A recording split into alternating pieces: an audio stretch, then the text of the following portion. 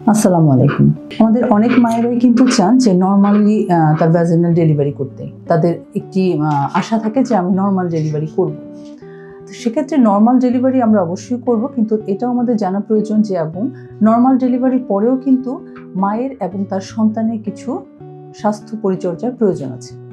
যেমন নরমাল ডেলিভারির পরপর মাকে অবশ্যই তার পুষ্টিকর খাবারের দিকে অবশ্যই এই ব্যাপারে নিজেকে সচেতন করতে হবে। মাকে একটা ব্যালেন্স ডায়েটে থাকতে হবে। দেখা যাচ্ছে অনেকের বাসায় অনেক সময় হোম ডেলিভারি হয়ে যায়, বাসায় ডেলিভারি করছে বা সে এমন জায়গায় ডেলিভারি করছে তার ডেলিভারি পরবর্তী সময়ে তাকে কিভাবে চলতে হবে সেই জিনিসটি সে জানে না। এক্ষেত্রে মায়েদের উদ্দেশ্যে বলা, নর্মাল ডেলিভারির পরে আপনার খাবার দাবার যেমন পুষ্টিকর হতে হবে, আপনাকে প্রচুর পরিমাণে পানি খেতে হবে, আপনাকে শাকসবজি বেশি করে খেতে হবে যাতে করে আপনার বাথরুমটা ঠিকঠাক মতো হয় এবং আপনাকে আগে যেটা স্বাভাবিক যে জীবনচক্র সেটার মধ্যে চলে আসতে হবে। তবে নর্মাল ডেলিভারির পরে আমরা কিন্তু ভারী কাজ নিষেধ করি। আপনি 6 উইকস মানে 1.5 মাস ভারী কাজ করবেন না।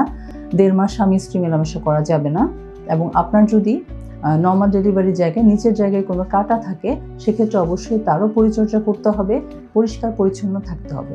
সর্বোপরি আপনাকে কিন্তু বাচ্চাকেও পরিচর্যা করতে হবে। যেমন বাচ্চার ব্যাপারে যেটা আমরা এক্সক্লুসিভ ব্রেস্ট ফিডিংয়ের কথা বলি, যে 6 মাস পর্যন্ত শুধুমাত্র বাচ্চা বুকের দুধই খাবে। এই সময় বাচ্চাকে জন্মের পরপর যেটা করতে হবে, আমরা বাচ্চাকে সকালবেলা একটু হালকা রোদে দেওয়ার কথা বলি। বাচ্চার যেটা পরিষ্কার পরিচ্ছন্নতা, স্পেশালি তার যে নাভির যে যত্ন, সেই জিনিসটাকে আপনাকে খেয়াল রাখতে হবে। বাচ্চার যে ভ্যাকসিনের ব্যাপার আছে, এই জিনিসগুলোতেও আপনাকে মনোনিবেশ করতে হবে। সুতরাং আমরা নর্মাল ডেলিভারি করব ডেফিনেটলি, কিন্তু তার সাথে কিন্তু ডেলিভারির পরে মা এবং তার সন্তানের যত্ন এটা সম্পর্কেও কিন্তু আমাদেরকে জানতে হবে।